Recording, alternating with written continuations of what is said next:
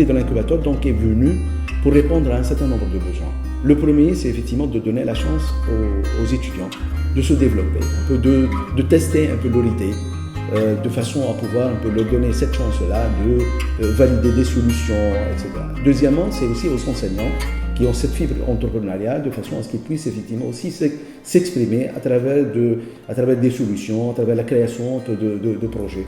Des chercheurs aussi qui ont des solutions, qui ont développé des solutions technologiques, et c'est l'incubateur qui pourrait aussi leur donner la possibilité de valoriser un peu ces solutions-là et de les convertir effectivement en des startups.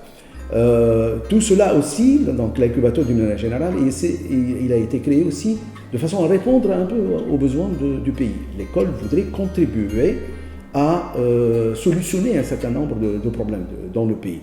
Le problème de chômage, donc créer le plus d'emplois possible. Le problème aussi de création d'entreprises de manière générale. Aussi le développement technologique, mais technologique qui est orienté aussi social. L'incubateur, pour le moment, dans la phase pilote, c'est 6 mois. On a 6 box, comme vous l'avez vu. Pendant 6 mois, il essaie vraiment de développer, de créer tout d'abord la start-up et de développer un peu ce qu'on appelle par exemple le minimum viable product.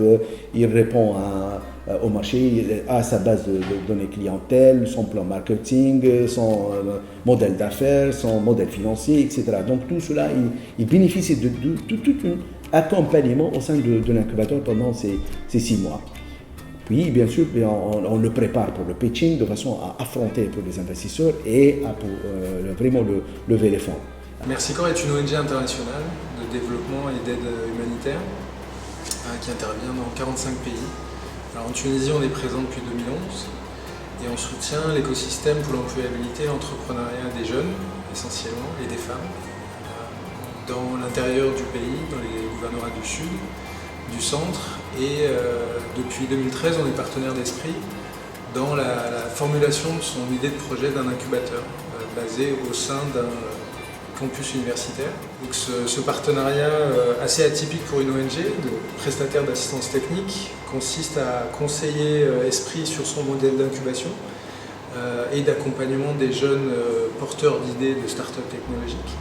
On a d'autres initiatives de soutien à des incubateurs et des accélérateurs, notamment un à Gaza qui s'appelle Gaza Skyleaks, qu'on va mettre en lien avec l'équipe d'Esprit justement pour notamment partager un réseau de mentors. Esprit a des mentors technologiques, il n'y a pas de mentors technologiques qu'à Gaza. En revanche, à Gaza, ils ont un réseau de mentors business très important, donc il y a un échange très intéressant.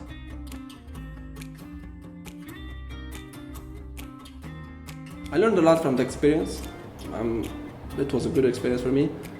And I can no longer be the same guy I used to be before this startup, you know. I was going to be like, okay, I'm going to engineering school, I'm going to be an engineer, and no, that doesn't suit me anymore. I'm going to be an entrepreneur. I'm going to find the needs, I'm going to build solutions, I'm going to help change the world, you know.